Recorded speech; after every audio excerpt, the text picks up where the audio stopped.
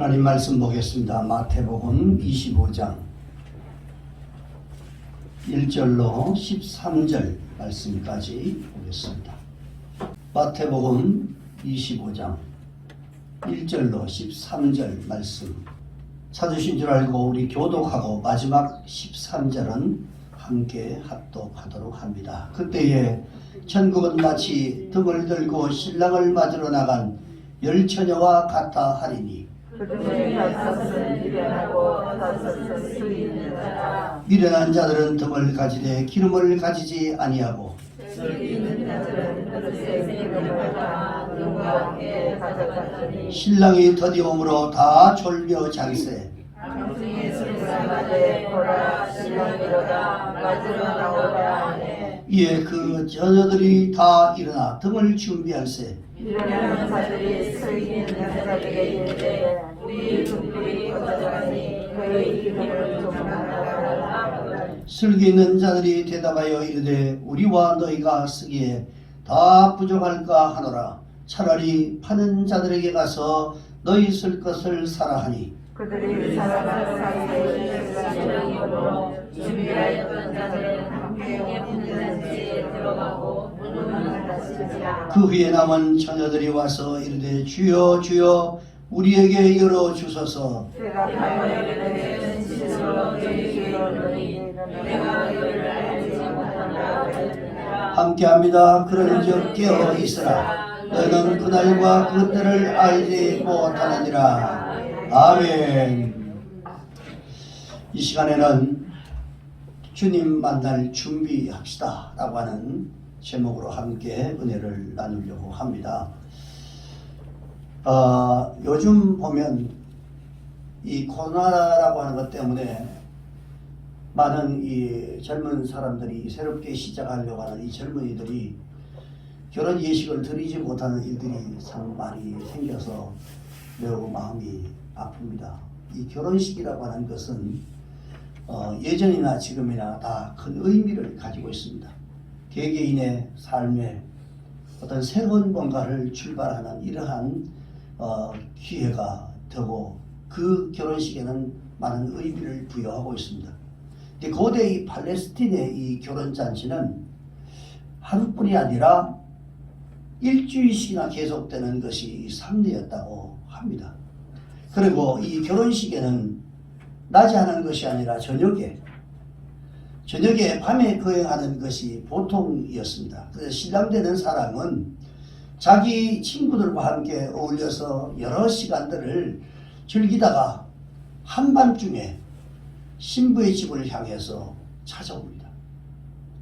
한편 신부는 이 신부의 친구들과 언제 도착할지 모르는 이 신랑을 기다리게 되는데, 그러다가 신랑이 도착하면 신부는 자기 친구인 이 들러리들과 함께 나가서 신랑을 영접하고 그리고 등불을 켜고 신랑의 집을 향해서 연등행렬이 시작되고 그리고 신랑 집으로 가게 됩니다. 이제 거기에서 살게 되는 그 신랑 집으로 이제 떠나게 됩니다.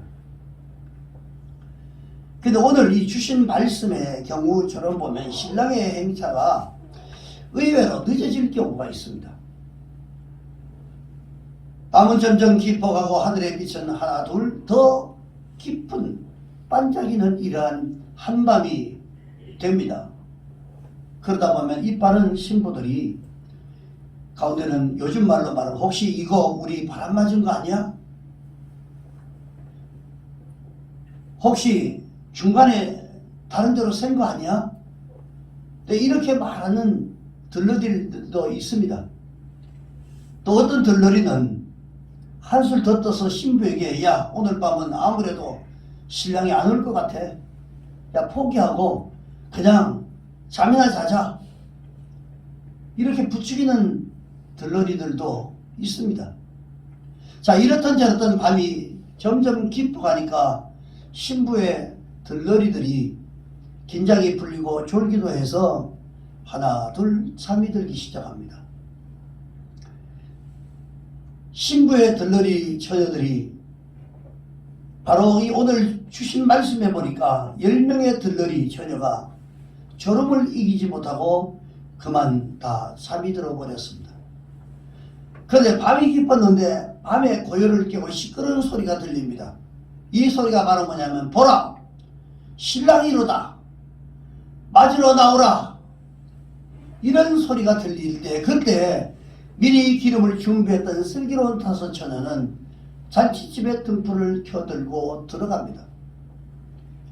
그러다 미리 기름을 준비하지 못했던 미련한 5처녀는 뒤늦게 시장에 가서 그 기름등에 기름을 채워가지고 잔치집에 도착했지만 그러나 이미 잔치집의 문은 닫힌 후였습니다.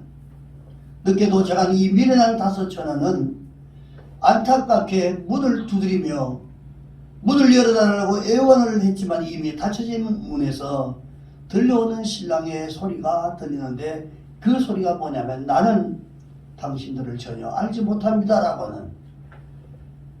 자, 이것은 바로 예수님께서 하신 바로 비유의 말씀입니다. 자, 예수님이 왜 이 비유를 말씀하게 되었는지 그 배경이 마태복음 24장에 기록되어 있습니다. 마태복음 24장을 소위 말하면 종말장이다 이렇게 말을 하는데 마지막 때에 될 일에 대해서 기록을 했습니다. 자, 24장 3절에서 8절의 말씀을 보면 대충 이런 대목이 나옵니다. 너무 길기 때문에 제가 간추려서 말씀드립니다. 예수님께서 강남산에 앉아 계실 때에 제자들이 와서 우리에게 이렇게 말씀을 하십시오 하면서 뭐라고 얘기하냐면 사람들이 마지막 이 세상에 마지막 때에 올 때 어떤 일이 있습니까? 그 징조가 과연 무엇입니까? 세상의 끝에 무슨 징조가 있겠습니까? 라고 이런 질문을 합니다. 이때 예수님께서는 너희가 사람의 미혹을 절대로 받지 않도록 주의하라고 이렇게 당부하고 계속해서 많은 사람들이 자신의 예수의 이름을 가지고 와서 내가 바로 그리스도라 이렇게 말하는 사람들이 있는데 절대로 그렇게 미혹하는 사람들이 있으니까 절대로 미혹을 받지 말라고 그렇게 당부를 합니다. 그리고 난리와 소문을 너희들이 듣겠지만 절대로 두려워해서는 안 된다. 두려워하지 말라고 말합니다. 그런데 이런 일들이 있어야 하지만 그러나 아직은 끝이 아니다. 민족이 민족을 나라가 나라를 대적하고 이러한 일들이 일어난다. 나라와 나라가 서로 대적하는 이러한 일들이 일어날 것이다. 그리고 곳곳에 기근과 지진이 있고 이런 현상이 있을 때는 이것이 바로 재난의 시작이다. 여러분 그러면 지금이 여러분 이미 재난이 시작됐습니까? 안 했습니까? 시작된 겁니다. 자, 사실 우리는 그 어느 시대보다도 이 말씀을 더 실감할 수 있는 마지막 때에 우리가 살아가고 있는 것입니다.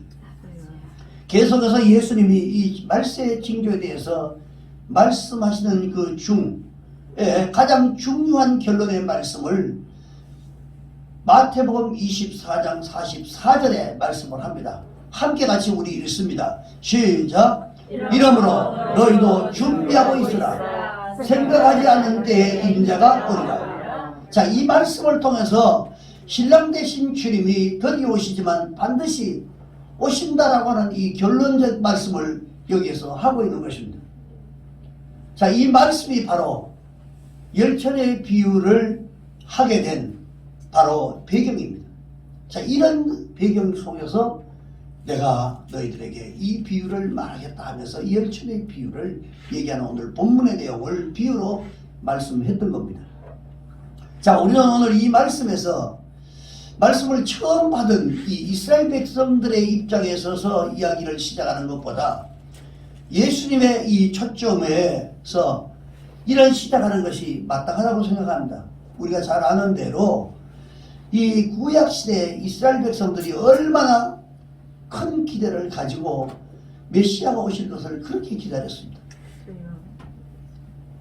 오랜 세월이 지났어요. 그렇게 메시아가 오기를 그렇게 기다렸는데 오랜 세월이 지났는데 그러나 그들이 그렇게 기다리던 메시아가 오지 않았습니다. 그런데 저들이 잠들었을 때에 메시아가 오셨어요. 이제 성탄절이 이제 얼마 남지 않았습니다만은 예루살렘에 사는 이 시민 누구도 모르게, 아니 베들레헴이라고 하는 곳에 살아가는 사람들이 호적을 하러 와서 그렇게 우글거려서도 그 누구도, 어느 누구 한 사람도 모르게 어느 여관의 말구유에 그분이 오셨어요. 메시아가 오신다고 하는 이 약속은 성도들의 소박한 이 바람에 불과했죠. 그냥 분명히 오신다고 했는데 라고 하는 이 소박한 마음을 가지고 있었어요. 근데 우리들을 위한 약속은 아니라고 우리가 성급하게 결론을 내리는 사람들이 있습니다. 아니 그분이 오시는 거하고 뭐 우리가 뭔 상관이 있나? 그런데 사람들이 점점 불신앙 속으로 빠져들어가고 역사는 절망과 파국으로 이런 향해 치닫게 되는 어느 날, 때가 꽉 찬 그 시간, 신랑은 마침내 온다는 사실들을 여러분 꼭 기억하시기 바랍니다. 주님의 재림을 앞둔 오늘 이 시점에서 우리는 어떻게 주님을 영접할 준비를 하고 있느냐라고 하는 것입니다. 우리는 이 열처녀의 비유를 이해하는 데 보다 중요하지 않은 부분에 더 많은 관심을 갖는 경우가 있습니다. 어떤 경우냐면 가령 말씀을 이해하려고 하는 사람들 가운데 이 열처녀 비유에 10명? 그 10명이라는 숫자가 무엇을 의미하지? 아니면 이 열처녀는 무엇을 뜻하고 기름은 무엇을 뜻하는가? 5명씩 나눈 것은 바로 무슨 이유일까? 이런 것에 대해서 의미를 찾으려고 하는 사람들이 있습니다. 오늘 주신 말씀에서 미련한 5 처녀의 경우는 우리가 기억해야 할 가장 중요한 말씀의 핵심입니다. 신랑을 영접하는 이러한 혼인잔치를 기다렸다 하면서도 기름을 준비하지 못했기 때문에 이 혼인잔치에 참석하지 못한 미련한 5 처녀의 비극은 오늘 우리에게 무엇을 교훈하고 있습니까? 이 혼인잔치가 무엇입니까, 여러분? 천국잔치입니다. 마지막 때, 이 땅에 주님이 재림하시는 그날, 이 땅에 주님을 믿은 많은 사람들이 천국에 들려 올라가서 천국의 잔치에 참여하는 것을 바로 얘기하는 것입니다. 자, 이것은 형식이 내용을 대신할 수 없다는 사실들을 우리에게 가르쳐주고 있는 말씀입니다. 여기에 미련한 5 처녀와 지혜로운 5 처녀의 삶이 전혀 다른 것이 아니었습니다. 똑같았어요. 이들은 똑같이 혼인잔치에 들러리로 초대받았고요. 그리고 똑같은 똑같이 신랑을 기다렸어요. 그리고 그들이 똑같이 잠을 잤습니다.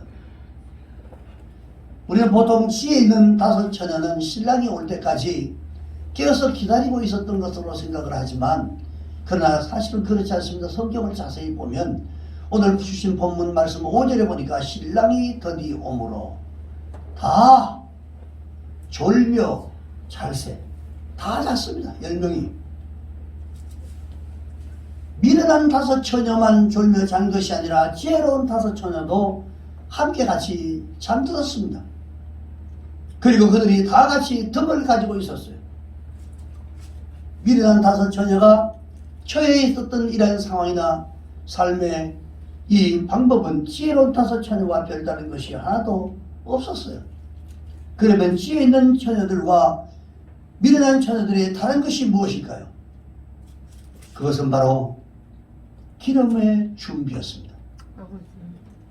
지혜로운 5 처녀는 기름을 준비하고 있었고, 미련한 5 처녀는 기름을 미처 준비하지 못했습니다. 자, 여기에 성경을 이해하는 사람들이 또 다른 의견들의 차이가 몇 가지 있습니다. 이 기름은 무엇을 의미하는가 라고 하는 것이죠.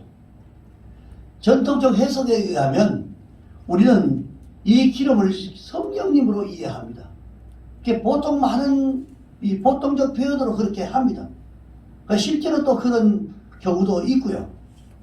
그런데 여기에서 문제가 있는 것이 바로 뭐냐면 기름이 만약에 성령이라고 하면 오늘 본문에서 말씀하고 있는 기름이 성령님이라고 말씀한다면 등불을 켜면 기름이 점점점 줄어드는데 그러면 성령님이 우리 안에서 점점 없어진단 말입니까? 인격이신 성령님은 한번 우리 안에 오시면 영원히 우리와 함께 계십니다.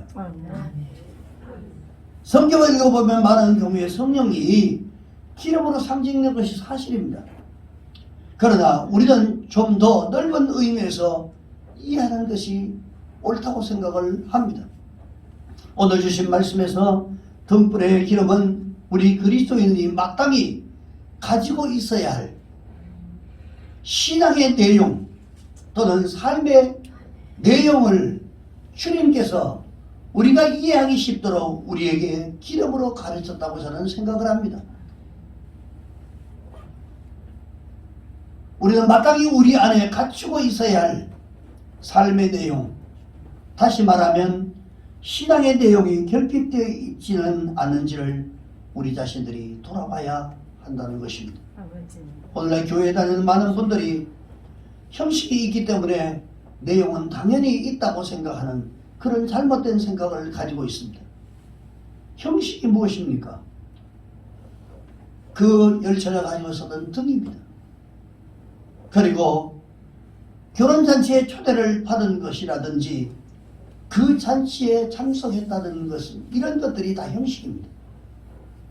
많은 사람들이 그것만 가지고도 그 형식이 있기 때문에 내용도 있을 것이라고 하는 이러한 생각을 하면서 내용에 대해서는 고민하지 않고 신앙생활을 해가는 모습들을 우리가 종종 보고 있습니다. 다시 말하면 우리가 이렇게 예배 시간에 참석했습니다. 이것은 뭡니까? 형식입니다. 찬송을 부릅니다. 엄격히 말하면 이것도 형식입니다. 예배 형식을 갖추는 거죠. 우리가 많은 경우에 이런 형식을 참여했기 때문에 자연스럽게 나도 신앙의 사람인가 하고 생각을 하기 쉽습니다. 그러나 형식이 있으면 자연히 그 속에 내용이 있다는 것을 여러분 우리는 생각하지 않을 때가 있습니다. 여러분 이것이 오늘 우리에게 주시는 바로 교훈입니다. 자, 이 말은 절대로 형식을 부정하는 것이 아니라 형식 없는 내용이 있을 수가 없다라고 하는 사실입니다. 그릇이 없이 기름을 담을 수가 없습니다.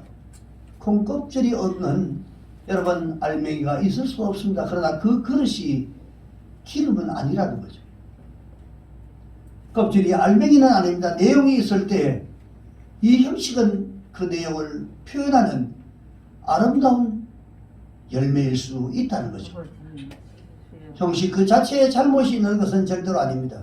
우리 하나님 앞에 예배 드리는 것 이게 잘못된 게 아닙니다. 당연히 우리가 드려야 되는 거죠.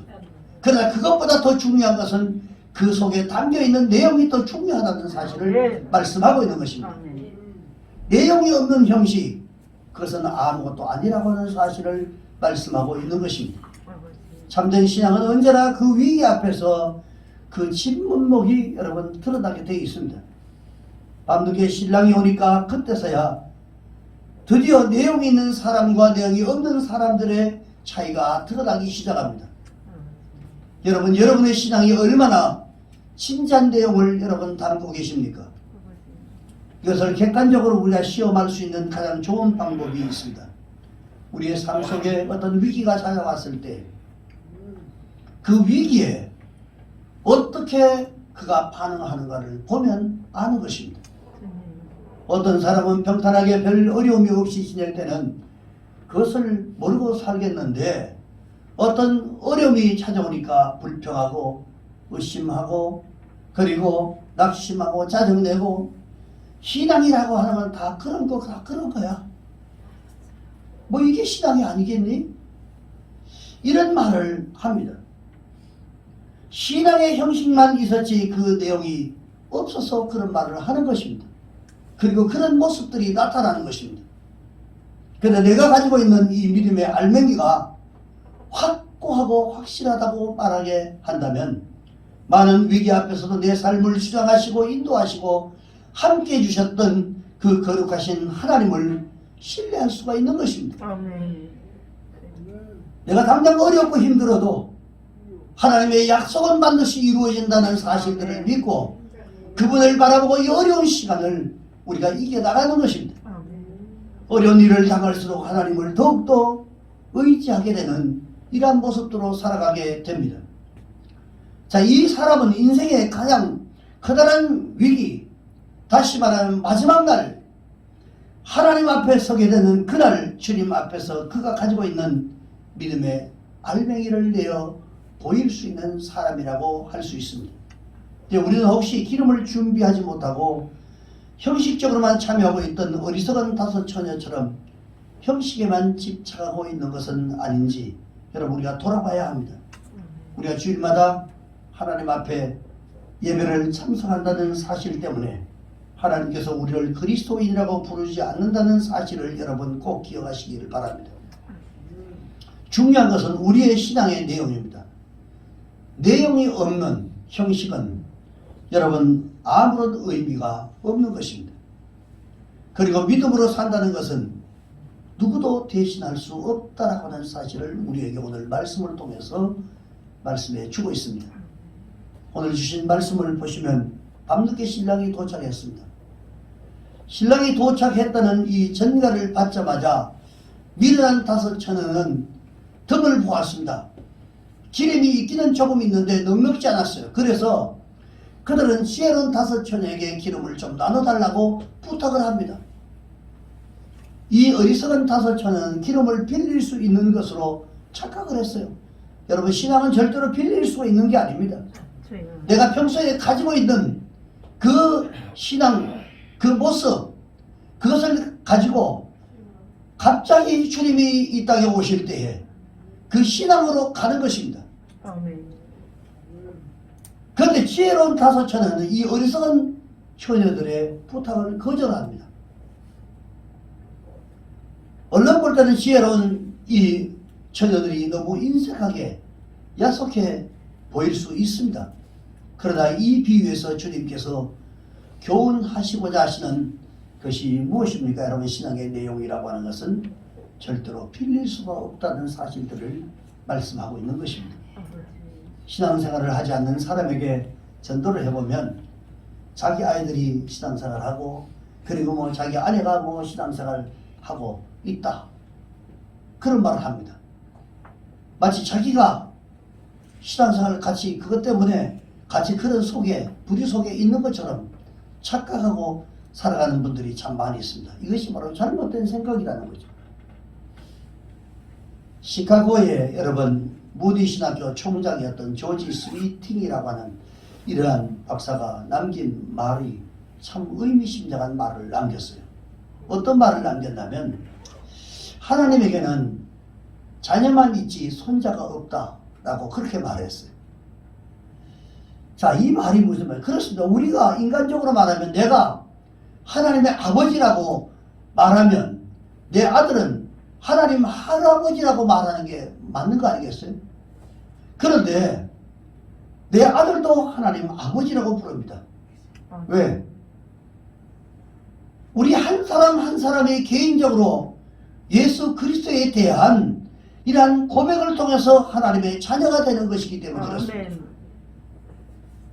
내가 믿으니까 내 아들은 자연히 하나님의 자녀가 되는 것이 아니라는 것입니다.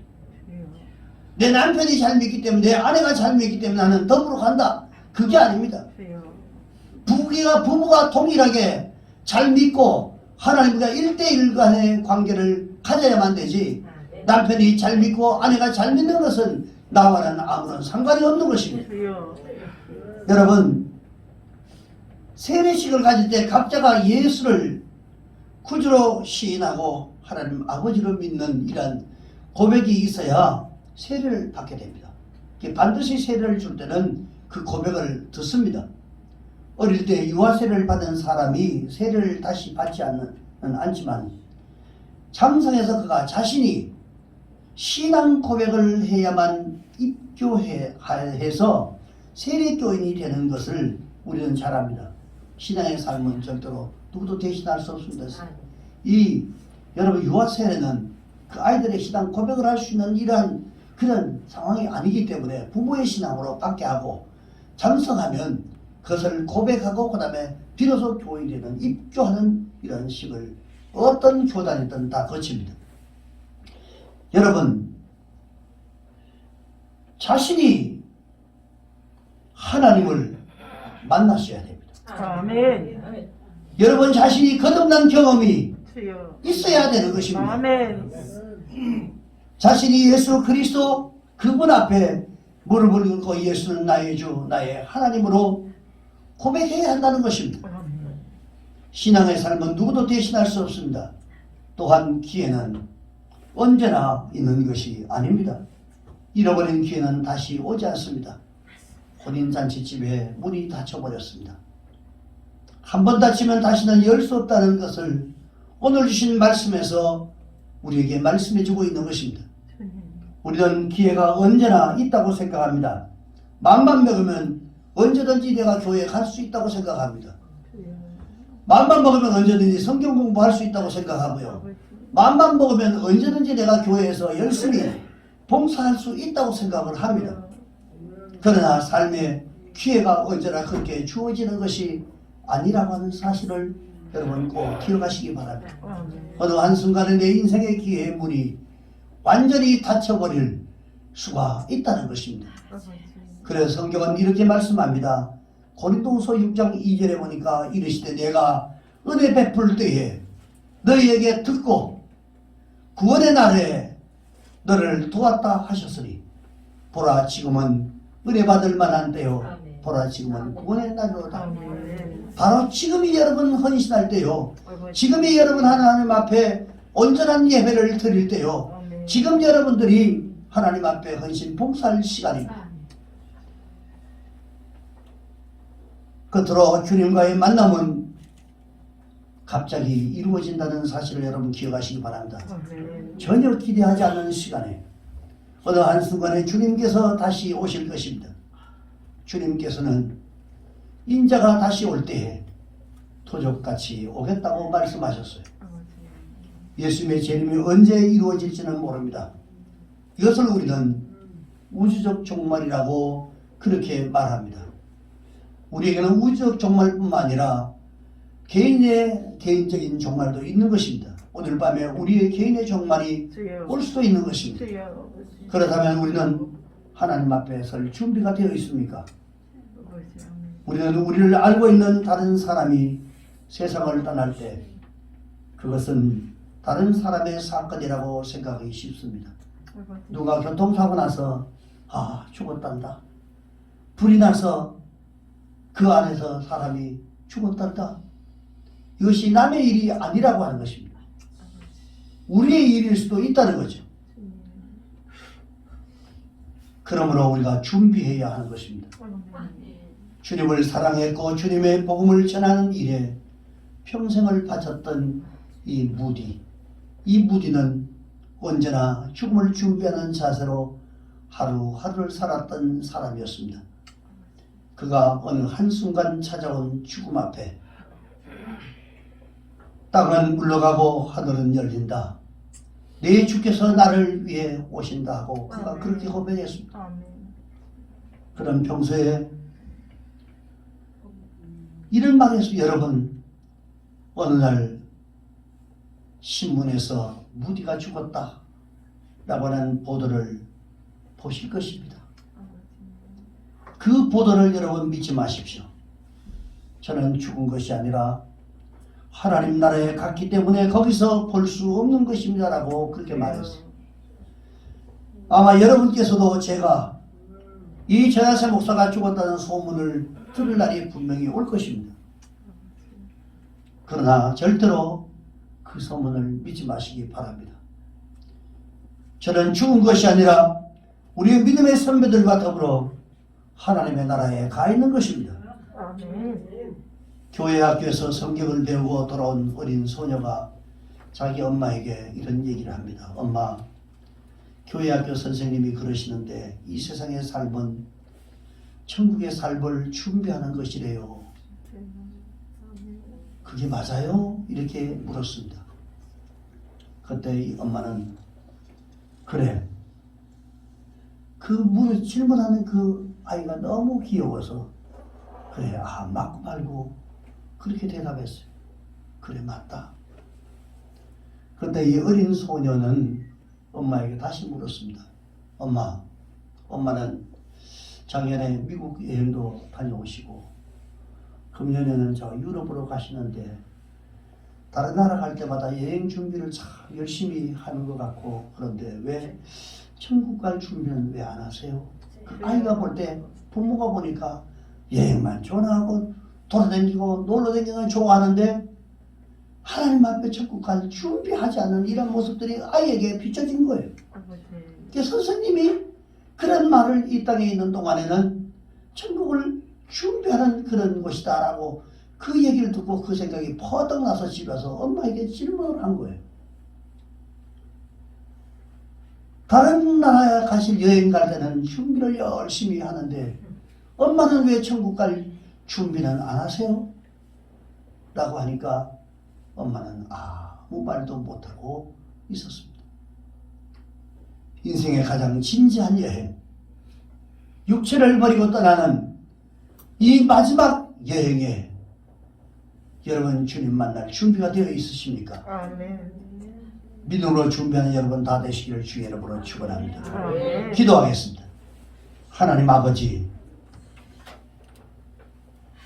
우리에게 믿음을 주시옵소서. 신랑 되신 예수님이 언제 어느 때 우리에게 찾아올지 아무도 알 수 없습니다. 하나님 이 땅에 있는 동안 천국을 준비하는 저희들 지혜로운 저희들이 되게 하여 주시옵시고 신랑 되신 예수님을 맞이할 준비하는 그런 믿음의 삶을 살아갈 수 있도록 주님 인도하여 주시옵소서. 예수님의 이름으로 기도합나이다. 아멘.